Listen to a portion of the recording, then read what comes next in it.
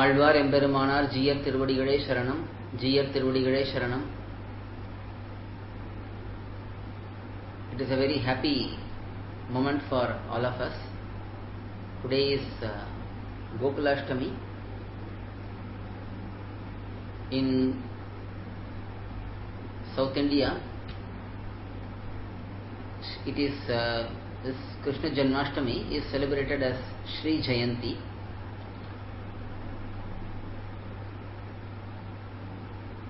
In different places, it is celebrated on different days, depending on the way the Sri Jayanti is calculated. Today is Gokulashtami, so some people celebrate today, especially in Vaikanasa Agama temples. Sri Jayanti is celebrated today. Tomorrow, in some of the Pancharatra Agama temples, Krishna Janmashtami is celebrated as Sri Jayanti, and day after tomorrow, that is 21st of August, Sri Jayanti is celebrated in Sri Rangam. So there are some ways of calculation, and depending on the particular calendar, depending on the particular way the Krishna's birth is calculated, it is celebrated on different days. Though it may look a little bit confusing that Sri Jayanti or Krishna Janmashtami is celebrated on different days, if you look at it in a positive way, we get to celebrate Janmashtami for 3 days instead of just 1 day. So all the better for us, and we can indulge in Krishna kathA, Krishna Leela on all these 3 days. In some places it is even celebrated for 10 days. Sri Jayanti Utsavam is celebrated for 10 days. Some places it is celebrated for 7 days, depending on individuals' situation, ability, and so on. Krishna's birth is celebrated in various glorious ways. We thank Sri Saravanan for organizing this wonderful event in remembering Krishna Leela on this auspicious occasion. Let us enjoy some aspects of Krishna Leela at this time. In Bhagavad-Gita, Krishna's Avatara Rahasyam, that is confidential matter of Krishna's incarnation, birth,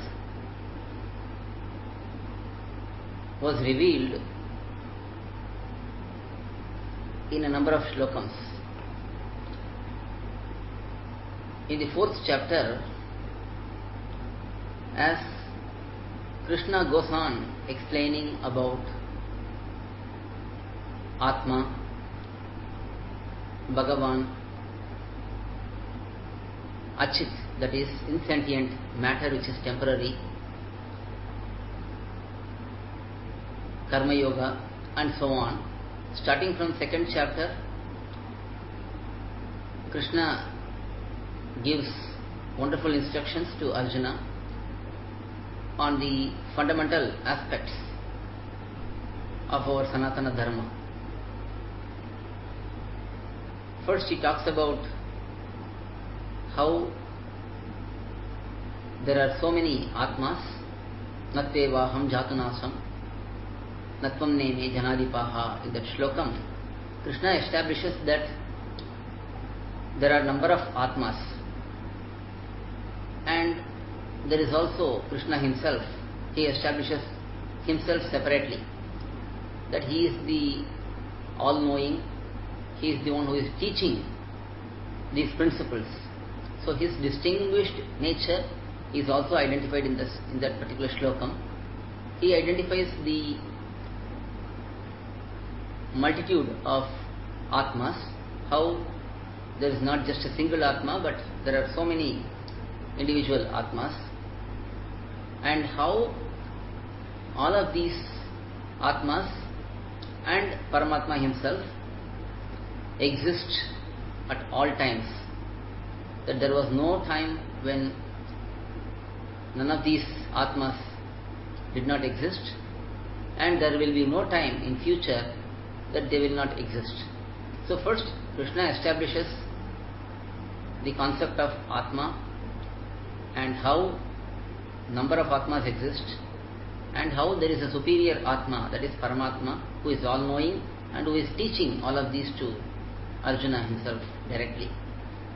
And starting from that, Krishna establishes the eternal nature of Atma and the transient nature of body, how the body keeps changing. And then he talks about Karma Yoga, and then he will go on to talk about Jnana Yoga, and then he talks about Bhakti Yoga, and then he talks about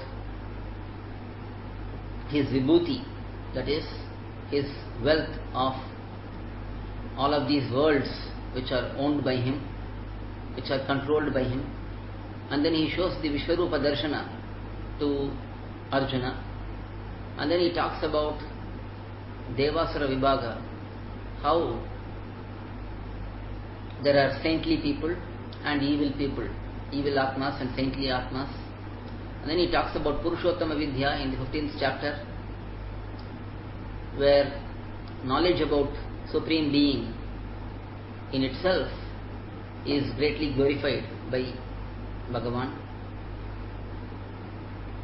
And then he talks about the three qualities of this material world: Sattvam, Rajas and Tamas. And finally, he concludes his wonderful lecture by giving the ultimate verse, Sarva Dharman Parityajya Mamekam Sharanam Vraja Aham Tva Sarva Papebhyo Mokshayishyami Ma Shujaha, where he says, give up all the other means and consider me as the only means to attain me.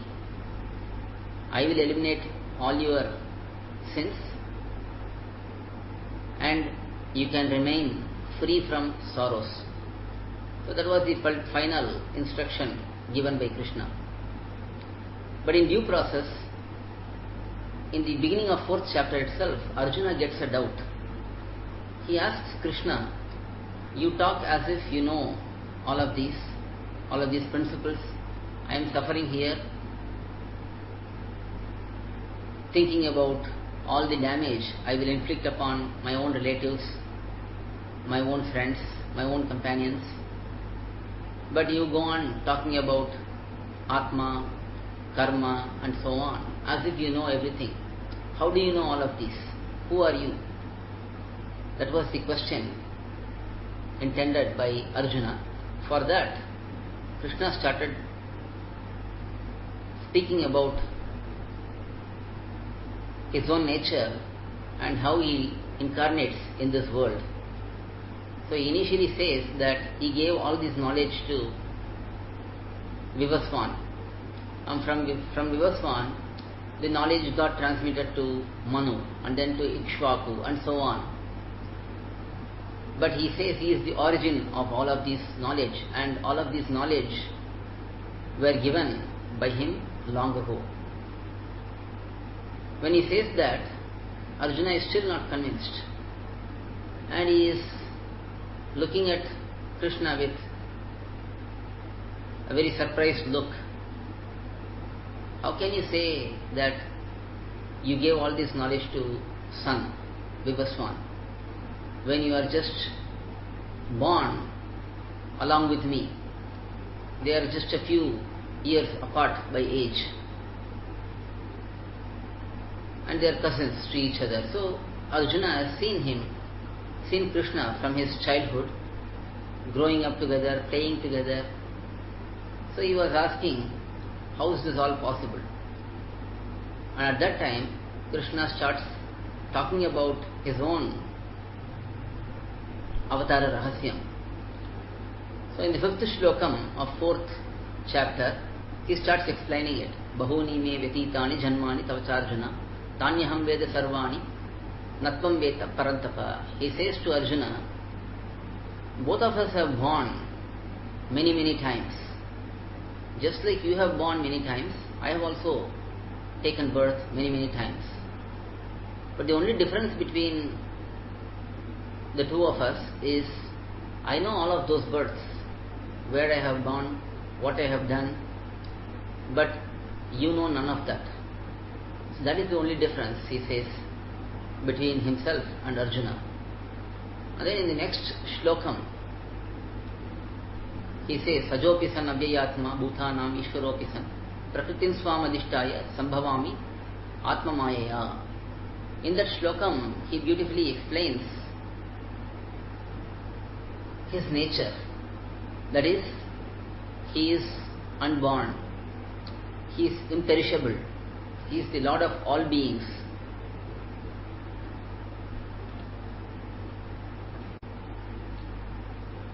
So in this shlokam, Ajopisan Abhyayatma, he explains some of the important qualities of Bhagavan, Ishvara. That is, being birthless, unborn, being imperishable, being the Lord of everyone. And then he says, even when he descends, when he incarnates in this world, he will be accepting distinguished forms. They are not just material forms. So it is made of aprakrita achit, that is spiritual matter. So that is explained in this shlokam, Ajopisan Avyayatma Bhutanam Ishvaropisan. And then in the 7th shlokam, Yada yada hi dharmasya glanir bhavati bharata abhyuttanam adharmasya tadatmanam srijamyaham. In this shlokam he says to Arjuna that whenever dharma declines and adharma is on the rise, he incarnates himself. So here it is very important that Bhagavan incarnates when there is deterioration in dharma. So that is the important criteria for his incarnation. So he establishes that he is the one who will come and re-establish dharma, and that is explained further by him in the next shlokam, Paripranaya sadhunam vinashaya cha dushkritam dharma samsthapanarthaya sambhavami yuge yuge. He says, in every yuga he takes different incarnations, and the reasons for his incarnations are shown as 3.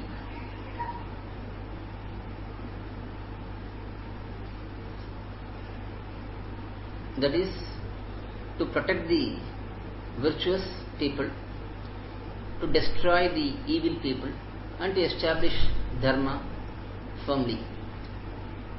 These are the 3 reasons which are shown by Krishna himself for his incarnations. Now, Bhagavad Ramanuja, in his Gita Bhashya, he has written a beautiful commentary for Bhagavad-Gita. In that, he says, even though Bhagavan gives 3 reasons here,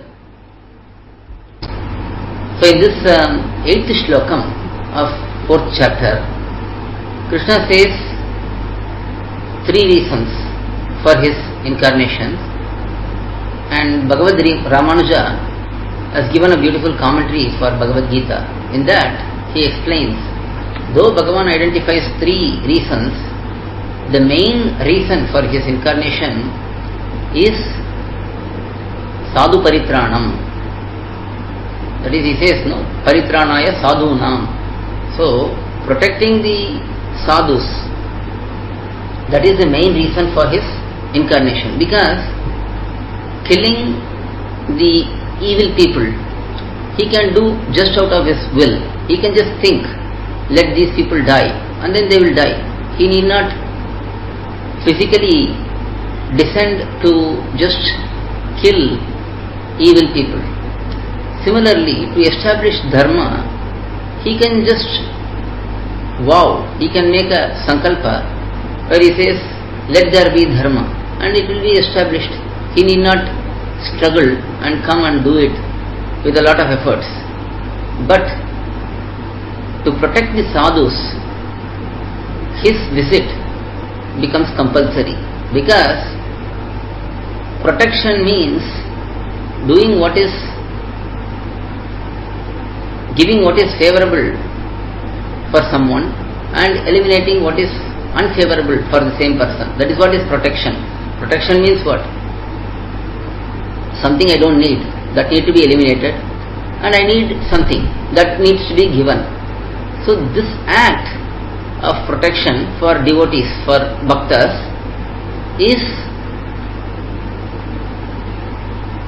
seeing him. Seeing Bhagavan is the thing which will satisfy devotees. So for that, he has to come physically. That is why he incarnates, and that is what is highlighted as the main reason for Bhagavan's incarnation by Bhagavad Ramanuja. In this particular shlokam, this term sadhu is also elaborated beautifully by Bhagavad Ramanuja, because usually in these parts of the world, when we hear the word sadhu, we just think that sadhu means someone who is saintly, someone who is very soft natured, someone who is very humble. That's what we think when we say sadhu. That is how the word is interpreted generally. But here Bhagavad Ramanuja explains sadhu means he is Vaishnava Agreshara. That means one who is the topmost amongst Vaishnavas, one who has good control over his senses, one who is following the orders of Bhagavan with full faith, one who is totally compassionate towards all the living beings. So these are all identified as the qualities of a sadhu. So that is an important point which is highlighted by Ramanujacharya, Bhagavad Ramanujacharya. So these two aspects, one is, though three reasons are highlighted for Bhagavan's incarnation, among those, sadhu paripranam, that is protecting sadhus, that is giving them darshan, that is what is protection for them, that is what they seek from Bhagavan, having his darshan, having his presence here. So that is the main reason.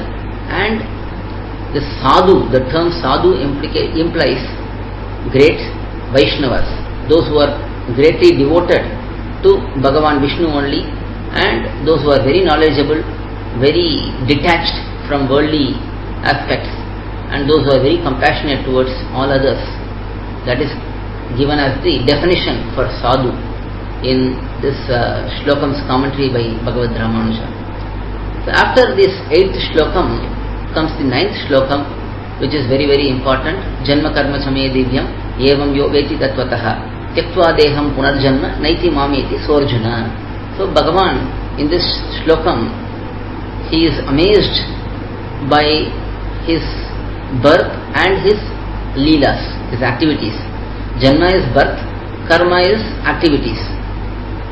The amazing aspect here is Janma karma chame divyam evam yo veti tattatha. Krishna says, my divyam janma, divyam karma, my divine birth and divine leelas, those who understand it truly, after giving up this body, they reach me. That is what Krishna says in this shlokam. That is the simple meaning for this shlokam. In this, while saying Janma karma chame divyam, Bhagavan is first of all amazed at his own birth and activities. Even he is amazed by his birth and activities more than his devotees. Such is his greatness. So his birth and his activities those who understand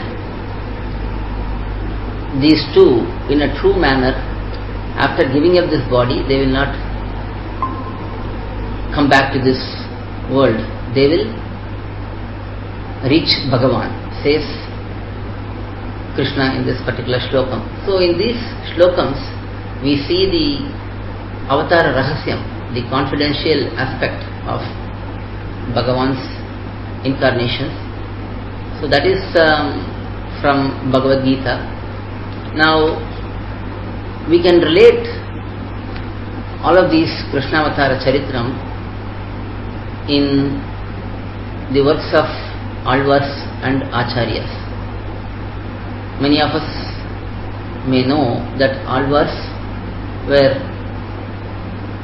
very great saintly devotees of Bhagavan.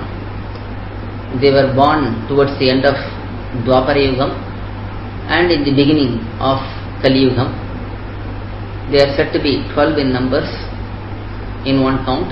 In other count they will be said as 10 in numbers. These 12 Alvars, all of them were greatly attached to Krishna. Especially Nammalvar, Shatakopa Alvar, he was specifically known as Krishna Tattvam, that is Krishna Bhakti in a visual manner. Embodiment of Krishna Bhakti is said to be Nammalvar. If we say describe Nammalvar, if someone asks who is Nammalvar, we can boldly say he is Krishna Bhakti personified. So Nammalvar was pioneer. He was born 5000 years ago and he was totally immersed in Krishna Bhakti.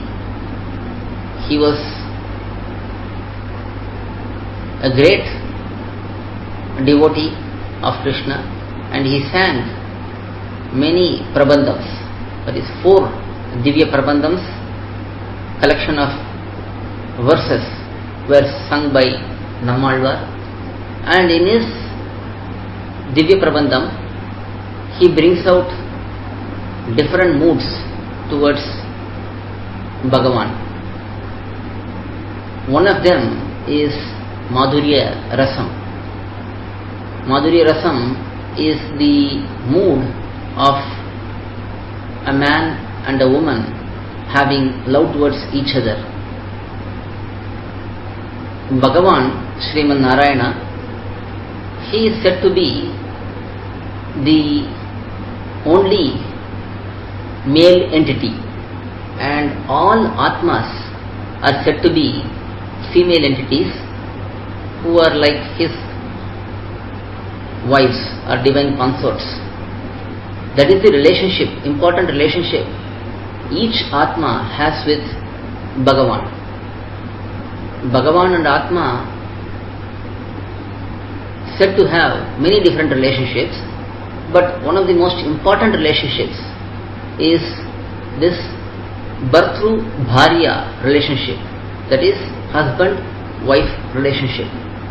This is applicable to each Atma, and this particular relationship is very, very significant because there are many other relationships. For example, Bhagavan Vishnu is Lord and we are all his servitors. Bhagavan is the owner, we are all his possessions. Bhagavan is the one who holds all of us and we are all held by him. Bhagavan is Atma, Antaratma, Antaryami, and we are all his body. So there are many different relationships like these. But the most important relationship, which is applicable exclusively between Jivatmas and Paramatma, is this husband and wife relationship, because it is in this relationship only we see the unique quality of Atma being totally subservient and totally dependent on Bhagavan. Because For example, Bhagavan is considered as owner and we are his possessions. But we can see in this world that a particular thing may be possessed by two or more people as well. For example, a house may be owned by three brothers. Similarly, any other relationship. For example, Bhagavan is the Lord and Atmas are servitors. This relationship can also be seen interchangeably in this world. For example, a person may be working in two offices. He may have two responsibilities. So, he may have two bosses. So, this Lord-servitor relationship may also exist in multiple ways.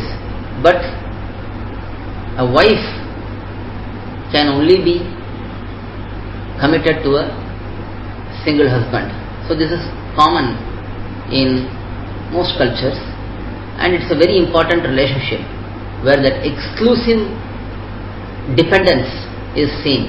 So this Madhurya Rasam, this Bhartru Bharya relationship, this Pati-Patni relationship is very, very important between Jivatmas and Paramatma. It is a common relationship for all entities, all Jivatmas. It is not that some Atmas are special, that they are only Bhagavan's consort and others are not. No, everyone is totally dependent on Bhagavan, and this particular relationship, this Madhurya Rasam, is greatly enjoyed by Nammalvar in his Prabandhams, in his songs, in his pasurams.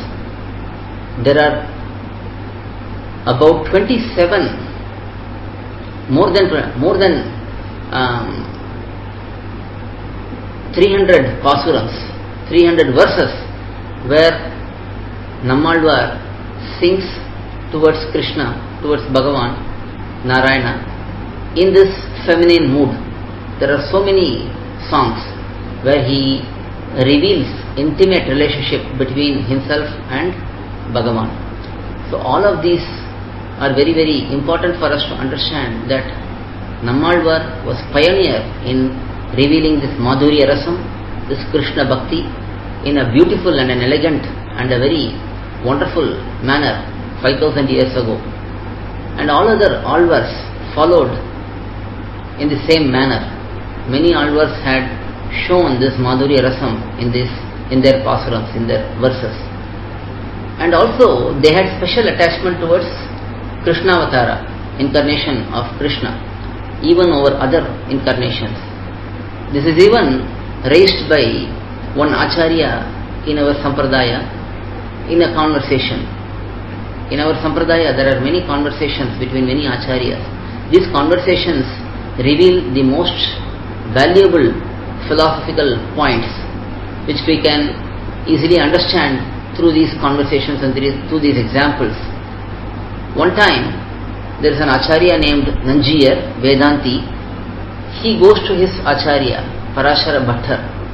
Parashara Bhattar was the son of Puresha. Puresha was a very intimate, very dear disciple of Bhagavad Ramanujacharya. Puresha's son was Parashara Bhattar, and Parashara Bhattar's disciple was Vedanti Nanjiyar. This Vedanti goes to his Acharya, Parashara Bhattar, and he asks a question. Why is that all alvars have great attachment towards Krishna, even more than his other incarnations, even more than Sri Rama Avatara, Varaha Avatara, Narasimha Avatara? Many avatars, Narayana has taken many avatars. In that, why alvars have special attachment towards Krishna? Why there are so many songs towards Krishna? For that, Parashara Bhattar gives beautiful explanation. He says, first of all, when a person has some recent experience, that will always be in the forefront. Krishnavatara was the last incarnation, the most recent incarnation. So all the alvars naturally have more imprints and more feelings towards the most recent incarnation, because that is what they can relate to, being very close to the time period. Because Krishnavatara happens towards the end of Dwapara Yuga. Alvars also took birth towards the end of Dwapara Yuga and beginning of Kali Yuga. Treta Yuga is when Rama Avatara happened. Krita Yuga is where Varaha Avatara, Narasimha Avatara happened. So they are going back many hundreds of thousands of years. Unlike all of those incarnations, Krishna Avatara is most recent. So naturally the memory is quite fresh. So they have so much attachment towards Krishna Avatara.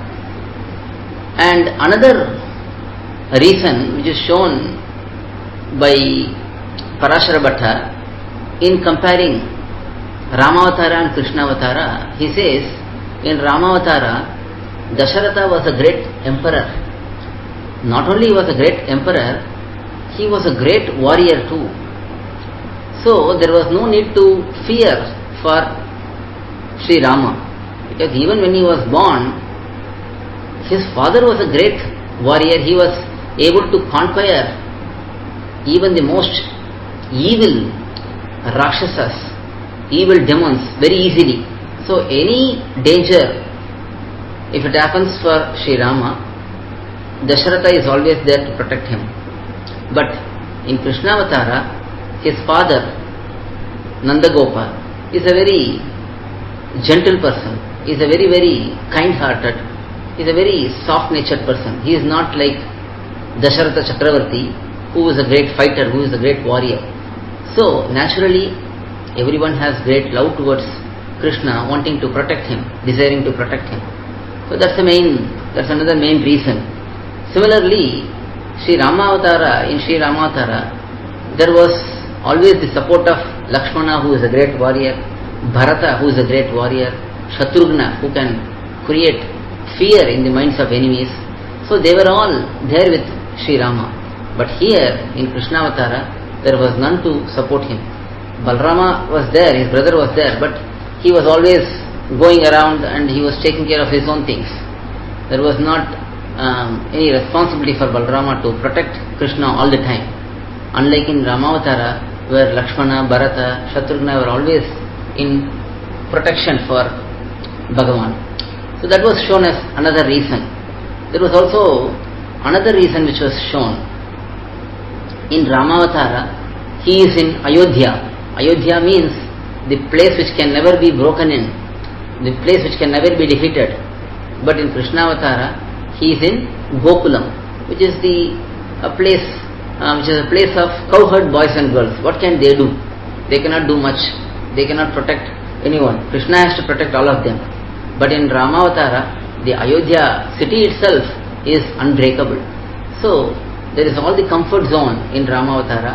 So people, the Alvars, were showing more love towards Krishna, who needs their support, because Krishna has taken this cowherd boy incarnation, where he is always facing dangers after danger.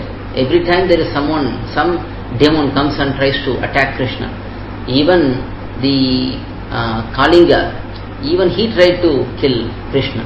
So everyone had this attitude towards Krishna. So naturally all the Alvars were having so much attachment towards Krishna, who has taken this incarnation in Gokulam, and he was not having much protection. So that is the special reason.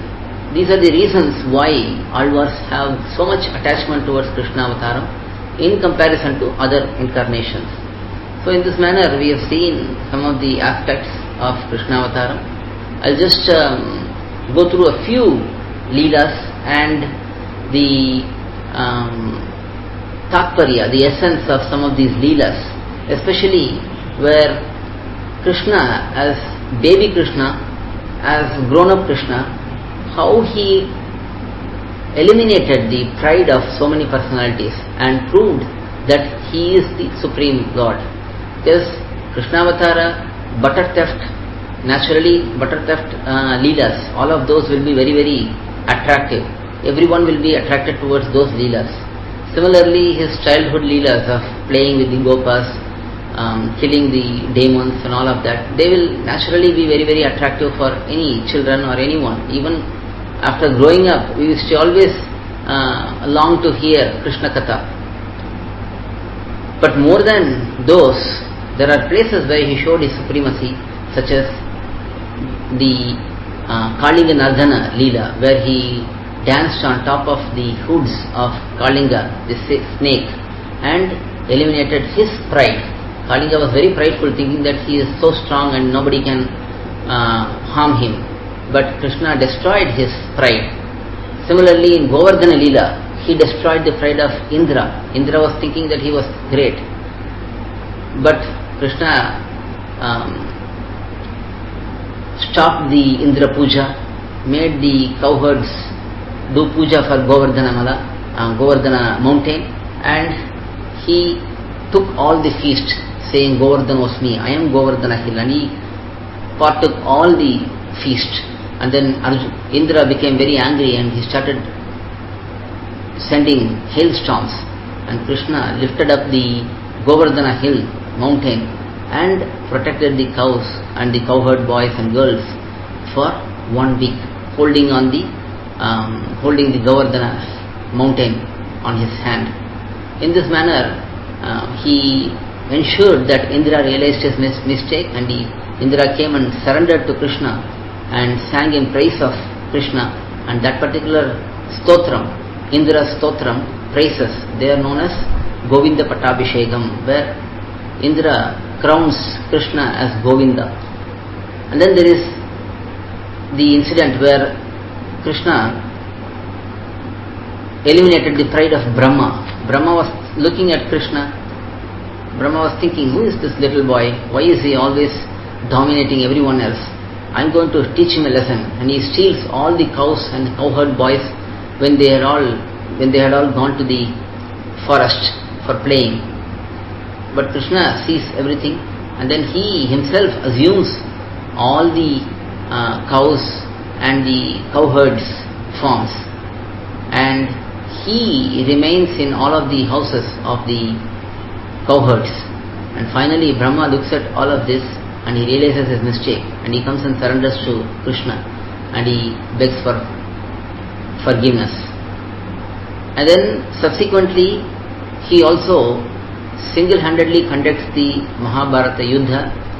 He performs Gitopadesha for Arjuna, and in due course he shows his supremacy to many of us and ensures the burden on the earth is removed.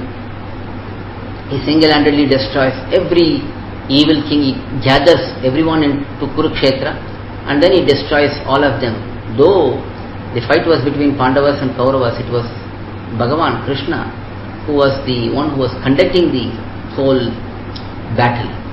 And then there is also the incident where Krishna destroys and eliminates the pride of Rudra. We may have all heard the incident of Banasura's daughter Usha falling in love with Aniruddha. Aniruddha is the grandson of Krishna. And then she gets her servant maid Chitralekha to bring Aniruddha to her palace. And when Aniruddha comes, they both become attracted towards each other and they start living together in her private quarters. Banasura, the father of Usha, he comes to know about this, and then he arrests both of them, and then he keeps them locked into the palace. Krishna comes to know about it. He brings his army and he fights with Banasura. Banasura was a devotee of Shiva, Rudra. So Rudra had promised previously that whenever there is danger for Banasura, he will come and help along with his family. So looking at the situation here, he brings all of his family, his wife Durga, and then his children Skanda and all of them. They all come to fight with Krishna. Rudra should have realized Krishna is Bhagavan himself and should not have fought. But then Rudra's pride takes over and he fights with Krishna. Finally, he gets defeated by Krishna, and then they all run away from the battlefield, fearing for their life. After some time, Rudra realizes his mistake, and then he comes and praises Krishna. And he sings songs and stotrams on Krishna.